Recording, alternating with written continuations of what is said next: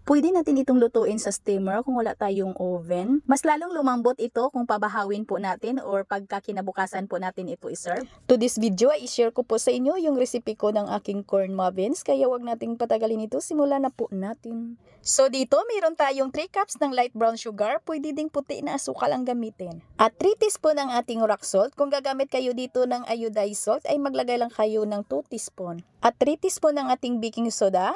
At 2 and 1/2 tablespoon ng ating baking powder. 1 teaspoon ng food color, lemon yellow, at 1 tablespoon ng ating vanilla. At maglagay po tayo dito ng 1 cup na tinunaw na margarine. Mainit-init pa yung ating margarine, haluin muna natin, palamigin muna natin ito ng kaunti para hindi din maluto yung ating itlog. At pagkatapos ay ilagay na po natin dito yung 4 na piraso na large na itlog at haluin lang po natin ito. At nang naihalo na po natin yung ating itlog ay maglagay na po tayo dito ng 2 cups ng ating tubig. At pagkatapos ay tunawin lang po natin yung ating mga dry ingredients bago po natin ilagay yung iba pa nating mga sangkap.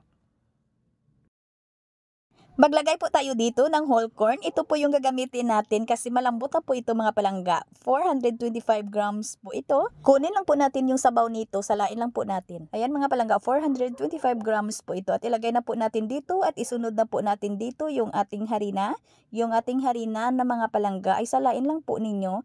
Baka may mga bilog-bilog po yung harina ninyo. Salain po talaga natin yung ating harina para hindi po tayo dito mahirapan sa pagpapino ng ating mixture, para wala po tayong mga bilog-bilog, para hindi tayo dito magkaroon ng maraming lumps at hindi din ma-overmix yung ating mixture. At nang na-mix na po natin ay isunod na po natin ditong ilagay yung ating half cup ng ating oil at half cup ng ating evaporated milk. At haluin lang po natin ito nang kuminis na po yung ating mixture at wag lang po natin itong i-overmix mga palangga.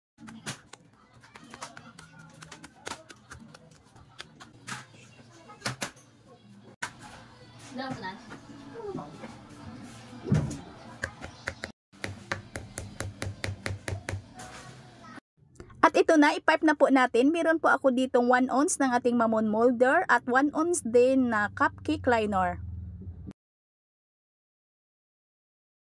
At para may ideya din kayo, ay gagamit din ako dito ng 3 ounce ng ating mamon molder at nilagyan ko din ng 3 ounce ng ating cupcake liner. At para may ideya din kayo sa ating pagluto, sa pagluto po natin dito, ito po yung ating baking time sa ating 3 ounce na mamon molder.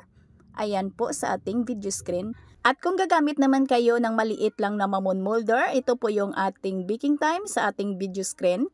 Kung kayo'y gumamit dito ng maliit lang na molder. Kung dito naman ninyo lulutuin mga palangga sa ating gas oven, ito po yung ating time baking sa ating video screen. At kung lulutuin naman ninyo ito sa ating steamer, ay ilagay ko lang po doon sa ating caption yung ating time cooking. Bisitahin nyo lang po yung ating caption. Hindi na po ako dito mga palangga nagluto sa ating steamer ha. Kasi busy si Inday ninyo eh. Meron na po na akong mga upload ng ating muffins na steamer ha sa ating mga video before. Siguro nakikita naman ninyo yung mga resulta ng ating muffin sa ating steamer. Ang ganda din ha. Parang nabik lang po. Hanggang dito lang. Sana ay may natutunan. Sana ay matry po ninyo ating recipe ngayon. Magkita-kita po tayong muli. Ito po inyong Kainday. Maraming salamat at bye-bye. Lalo itong lumambot pag nagbahaw. 10 piso po yung bintahan namin dito sa malaki po natin, yung 3 ounce molder po natin. At 4 pesos naman po yung maliit natin, yung ating 1 ounce molder. Bye-bye!